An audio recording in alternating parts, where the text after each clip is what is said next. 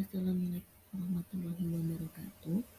Nama saya Pika Alistari, NIM H1A1 1913. Di sini saya akan menyampaikan mengenai analisis dampak penggunaan media pembelajaran aplikasi Zoom dan e-learning pada minat belajar mahasiswa.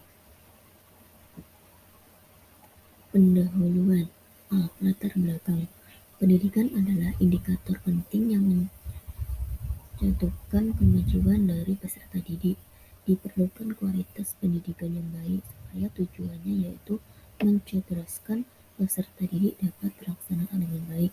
Pendidik adalah sebuah usaha untuk meningkatkan ilmu pengetahuan yang didapat baik dari lembaga formal maupun informal untuk memperoleh manusia yang berkualitas dan berpengetahuan. Proses pembelajaran adalah kegiatan yang berproses melalui tahapan perancangan, pelaksanaan, dan evaluasi.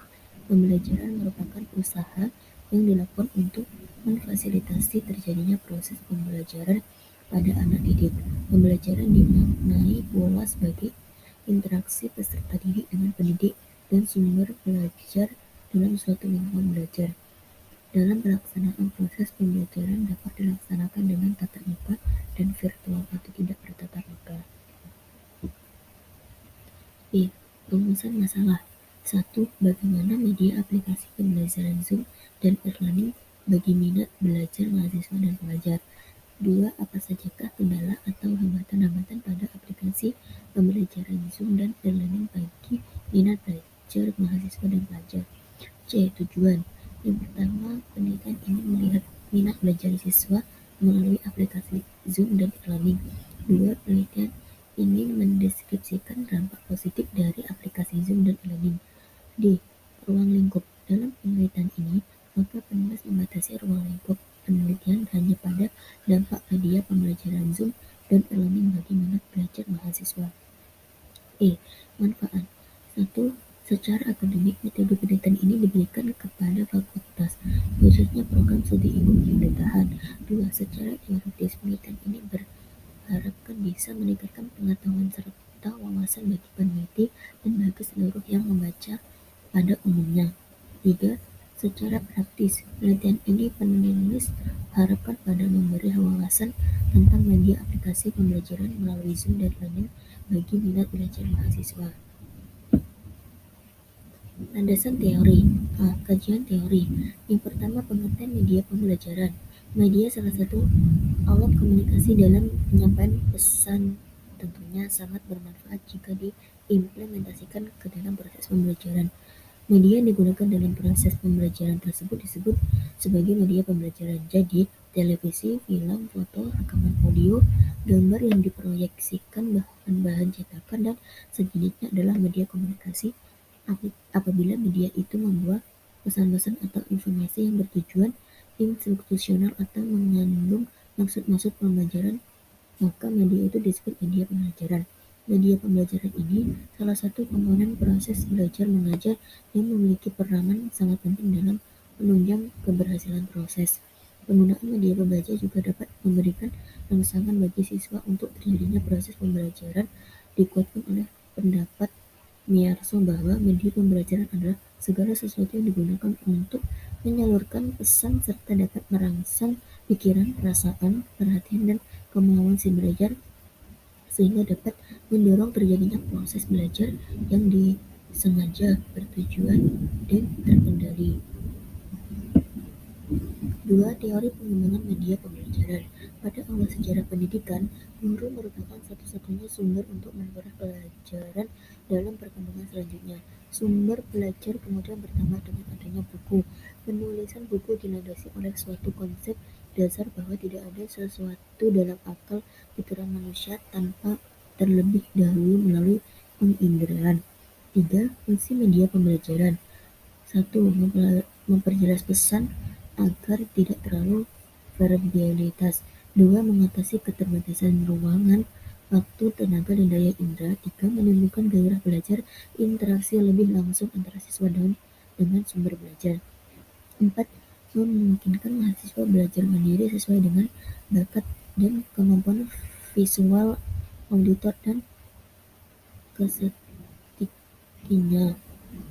5. Proses pembelajaran mengandung 5 komponen komunikasi: guru komunikator, bahan pembelajaran, media pembelajaran, siswa komunikan, dan tujuan pembelajaran. B. Media pembelajaran learning. 1. Pengertian media pembelajaran learning. E-learning seringkali berubah-ubah seiring dengan kemajuan teknologi pada masa kini. Berbagai pendapat dikemukakan untuk dapat mendefinisikan e-learning secara tepat. Mary Jeffrey dalam bukunya menyatakan bahwa e-learning merujuk pada pemanfaatan teknologi internet untuk pemecahan masalah yang menyeluruh dan meningkatkan pengetahuan dan kinerja. 2. Macam-macam media pembelajaran e-learning. Outlink adalah aplikasi yang membantu mahasiswa dan dosen dalam kegiatan pembelajaran berbagai informasi materi perkuliahan dan memudahkan tugas menjadi lebih mudah hanya lewat genggang. B. Moodle adalah sebuah aplikasi CMS e-learning berbasis website yang dapat merubah sebuah media pembelajaran offline ke dalam bentuk online atau website. C. Media pembelajaran Zoom. Yang pertama, pengertian media pembelajaran Zoom.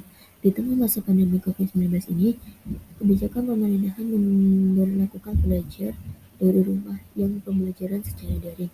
Secara tiba-tiba, pembelajaran di sekolah yang semula yang bersifat tatap muka berubah menjadi pembelajaran secara daring. Hal ini membuat semua dari tenaga pendidik harus mengikuti kebijakan dari pemerintah untuk belajar mengajar secara daring. Dengan adanya aplikasi Zoom dan Google Classroom untuk media pembelajaran secara daring. 2. Keunggulan dan kelemahan media pembelajaran Zoom. Keunggulannya, kapasitas ruang besar, kualitas video dan suara terbaik, tersedia berbagai fitur menarik, mendukung presentasi, fitur on-off video, tersedia di berbagai macam perangkat. Kelemahannya, tidak tersedia bahasa Indonesia, boros kuota, kurang aman, simpak media pembelajaran Zoom. 3. Dampak positif dan negatif media pembelajaran Zoom dan e-learning. Dampak positif dan negatif dari pembelajaran daring sudah tidak asing lagi dirasakan oleh peserta didik dan tenaga didik seperti mahasiswa dan dosen. Mereka dituntut agar melakukan kegiatan belajar mengajar secara online dan memanfaatkan media pembelajaran yang ada.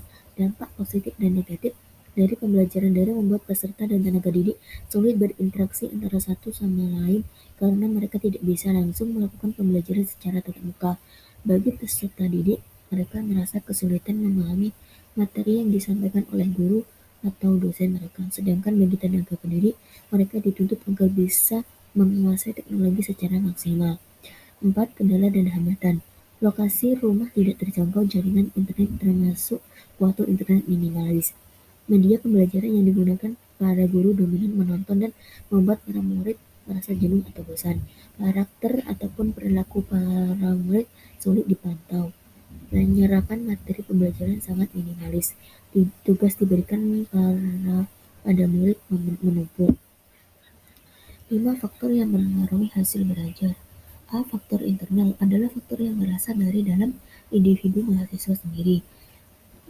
Faktor biologis atau jasmania, kondisi fisik yang sehat dan segar sangat mempengaruhi keberhasilan belajar dalam menjaga kesehatan fisik.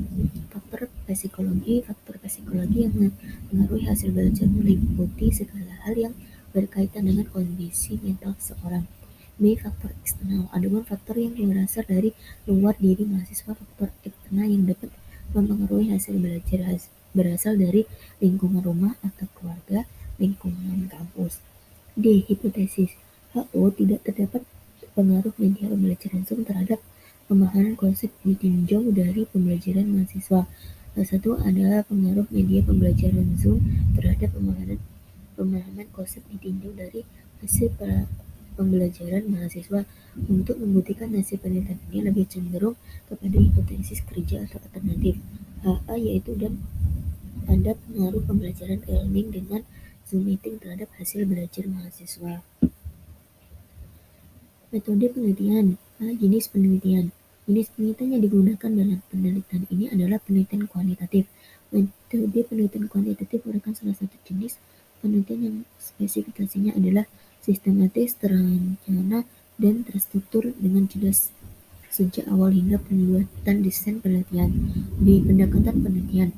Penelitian ini menggunakan tipe penelitian deskriptif menurut Sugiono Penelitian deskriptif adalah metode yang berfungsi untuk mendeskripsikan atau memberi gambaran terhadap objek yang diteliti melalui data atau sampel yang telah terkumpul sebagaimana adanya tanpa melakukan analisis dan membuat kesimpulan yang umum.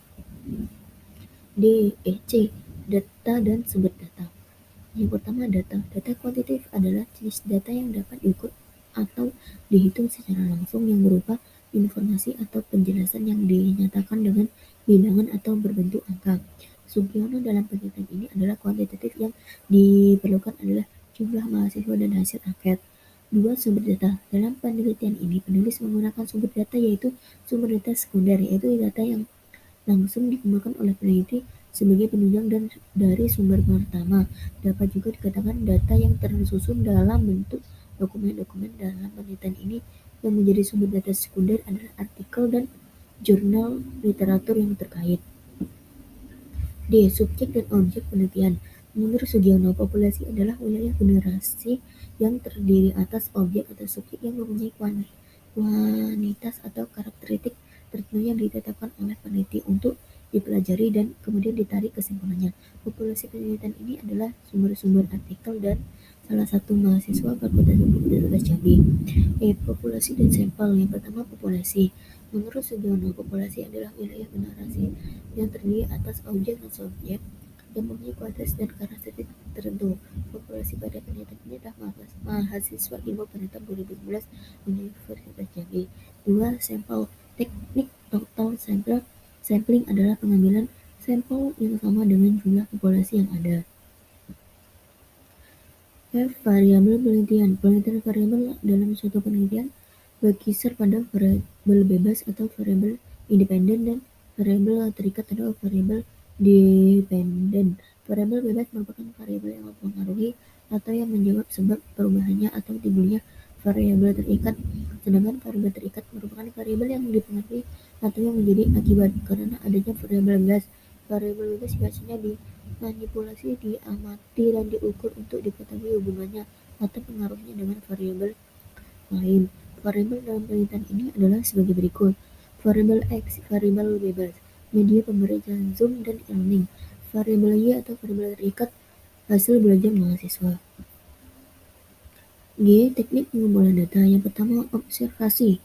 Dalam pengamatan, observasi yang dilakukan adalah untuk memperoleh informasi data spesifik mengenai deskriptif mahasiswa dalam pembelajaran melalui aplikasi Zoom dan e-learning dan lingkungan.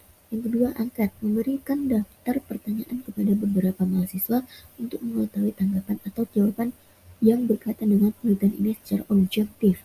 Yang teknik analisis data. 1. Uji homogenitas. Uji homogenitas dilakukan untuk mengetahui apakah data dalam variabel X dan Y bersifat homogen atau tidak. Untuk mengetahui apakah kedua varian tersebut homogen, maka dilakukan uji F atau Fisher. 2. Uji hipotesis. Uji hipotesis yang digunakan untuk menganalisis pengaruh pembelajaran learning dengan Zoom meeting terhadap hasil pembelajar mahasiswa, yaitu dengan menggunakan rumus korelasi produk momen.